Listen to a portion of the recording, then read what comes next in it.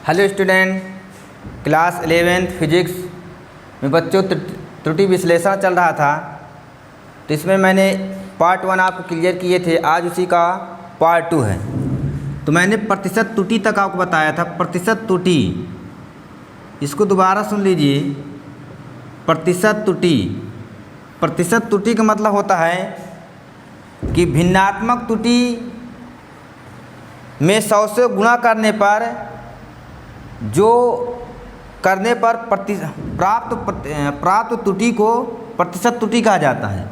भिन्नात्मक त्रुटि ये होती है, इसी में हम 100 का जब गुणा कर देते हैं तो इसे कहा जाता है प्रतिशत त्रुटि। क्या कहते हैं? प्रतिशत त्रुटि। अब इसके आगे पढ़ाना है त्रुटियों का संयोजन। त्रुटि का संयोजन। हम त्रुटियों का संयोजन कैसे करते हैं, इसको जोड़ते घटाते कैसे हैं, ये आपको लिखना है। तो त्रुटियों का संयोजन में नंबर 1 आपको पढ़ाना है जोड़। जोड़ में कहने का मतलब जोड़ते कैसे हैं। यदि मान लिया जाए कि यदि दो राशियां हैं, यदि दो राशियां ए व बी हों, मापित मान कहने का मतलब मापित मान क्रमशः ए डेल्टा ए प्लस माइनस में डेल्टा ए, जो मापित मान है कहने का मतलब दो राशियां हैं। ए का मापित मान ए दिया है, बी का मापित मान अगर निकालेंगे तो बी प्लस माइनस में डेल्टा बी ये दिया है।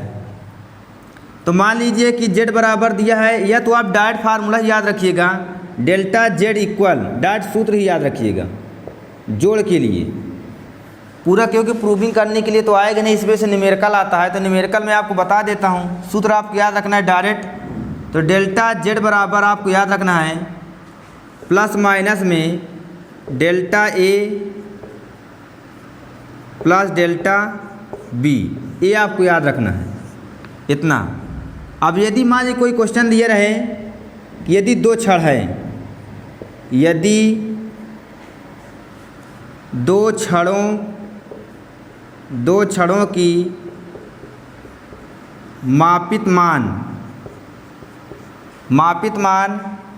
13.2 प्लस माइनस में 0.2, फिर एक और दिया है, दूसरा दिया है कोई 110.0 प्लस माइनस में 0 दिया रहे है। तो दोनों तो छड़ों की लंबाइयाँ ज्ञात कीजिए।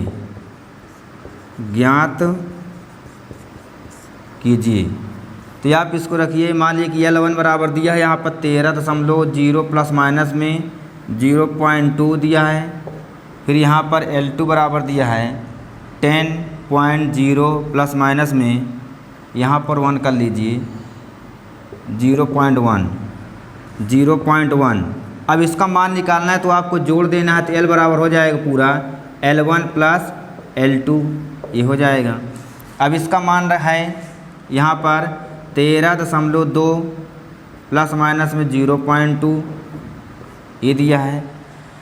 अब यहाँ पर जो दिया है प्लस, फिर आपको लिखा है 10.0 प्लस माइनस 0.1।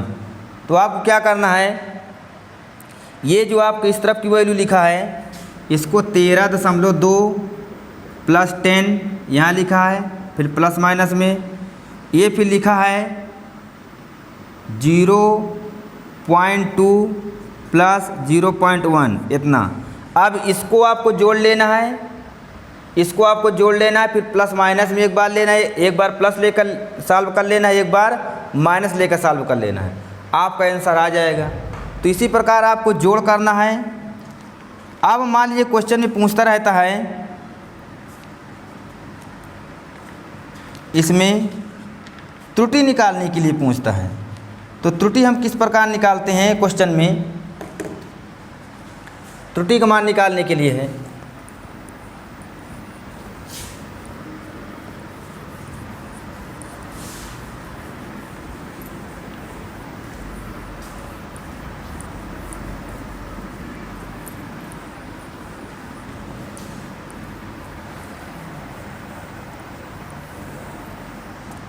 त्रुटि का मान निकालने के लिए जैसे पूछे एग्जाम में क्वेश्चन दिया है,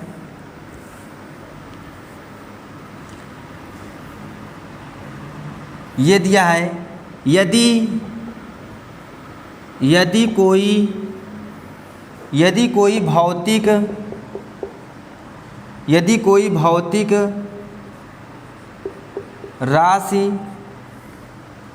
भौतिक राशि यक्स क्रमशः राशि ए कामा बी कामा सी कामा डी है, या डी पर निर्भर है,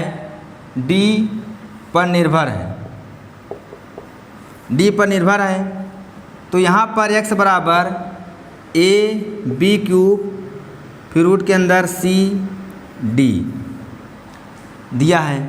अब तथा ए कामा बी कामा सी तथा डी के मापन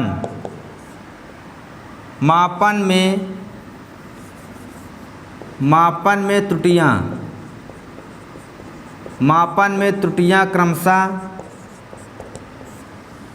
त्रुटियां क्रमशः कितना दिया है, ए बराबर जो दिया है 1%, यहाँ दिया है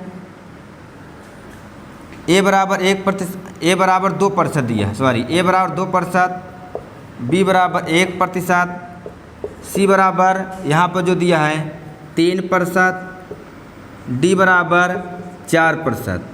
तो आपको x का मान बताना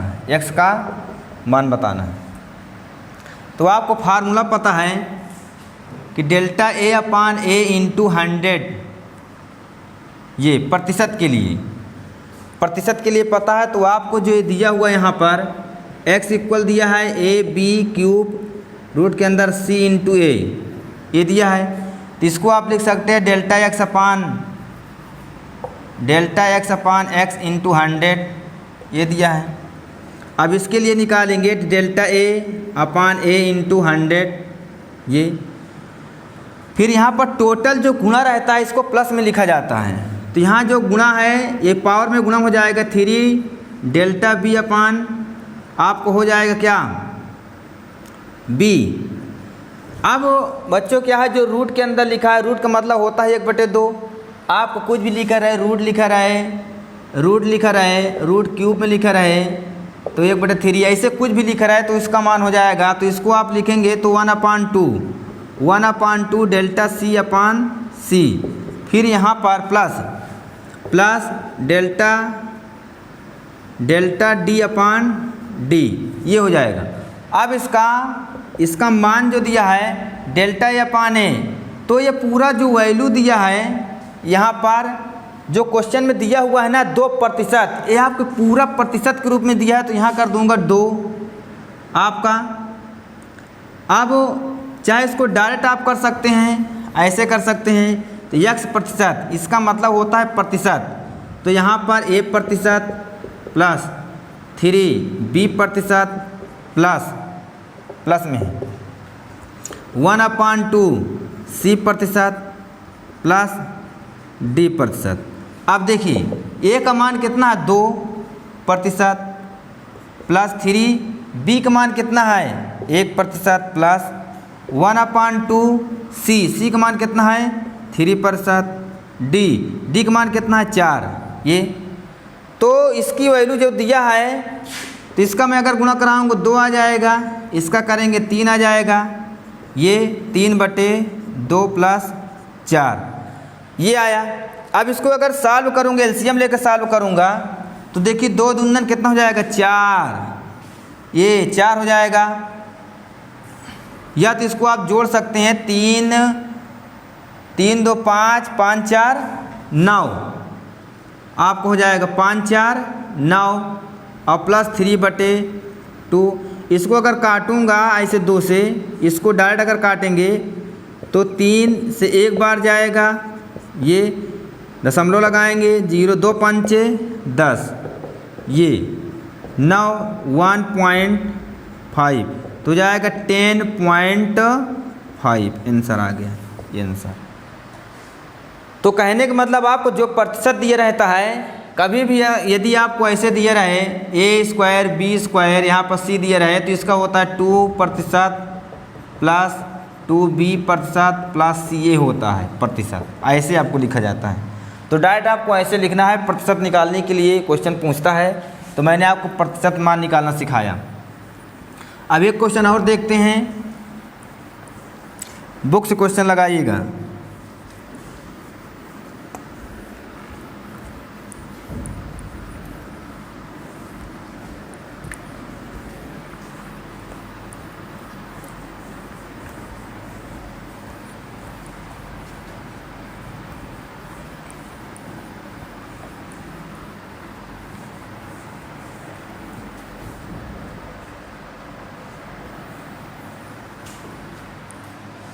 ये आपका अगला क्वेश्चन दिया है, यहाँ दिया है z इक्वल, क्वेश्चन दिया है z इक्वल, यहाँ z इक्वल लिखा है a⁴ b 1/3, फिर यहाँ लिखा है CD 3/2 लिखा है, ये लिखा है। अब इसमें करना क्या है, करना ही है। फिर इसके बाद दिया है प्रतिशत त्रुटि का मान बताइए। प्रतिशत त्रुटि का मान क्या है, मान बताना है। फिर इसमें दिया है कि नहीं, यदि a बराबर जो वैल्यू दिया है a बराबर 4% दिया है, 4%, कुछ भी दिया है 1% दिया है, b बराबर मान लो 2% दिया हो, c बराबर आपका 3% दिया हो, जो d बराबर आपका 4% ऐसे दिया है। तो दिया हुआ है, या तो 2 दिया रहे, 2 तो दिया है 4%, ऐसे दिया है कुछ। अब इसमें से नहीं डेल्टा, इसको अगर मैं लिखूँगा डेल्टा z/z इक्वल, यहाँ हो जाएगा 4 डेल्टा a/a, फिर यहाँ पर प्लस में फिर 1/3 डेल्टा b हो जाएगा 1/3 डेल्टा b/b हो जाएगा। अब प्लस में डेल्टा c/c प्लस 3/2 हो जाएगा डेल्टा d/d। अब देखिए इसमें वैल्यू जो दिया है 4 दिया है, इसका मतलब होता है कि 4% प्लस 1/3 b% प्लस यहाँ पर c%, यहाँ पर 3/2 d%। अब यहाँ पर जो वैल्यू दिया है 4, a की वैल्यू 1 दिया है, 1/3 b की वैल्यू 2 दिया है, प्लस c की वैल्यू 3% दिया है, यहाँ पर 3/2, फिर d की वैल्यू 4% दिया है। अब आपको क्या करना है, ये 4 हो जाएगा, ये 2/3 हो जाएगा, ये 3 हो जाएगा, ये 2 दूनी 4 हो जाएगा, तो 3 दूनी 6, तो 6 3 9, 9 4 13, 2/3। अब हो जाएगा एलसीएम अगर लेंगे तो 13 दूनी 26, 13 39 प्लस 2/3, ये हो जाएगा 41/3।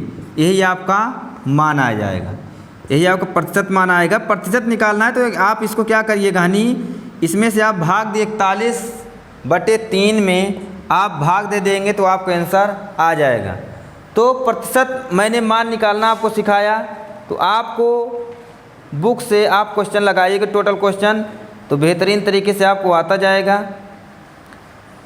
तो मैंने आपको प्रतिशत त्रुटि के बारे में पढ़ाया, इसमें से क्वेश्चन बेहतरीन तरीके से पढ़ाया। सभी बच्चों को बहुत बहुत धन्यवाद।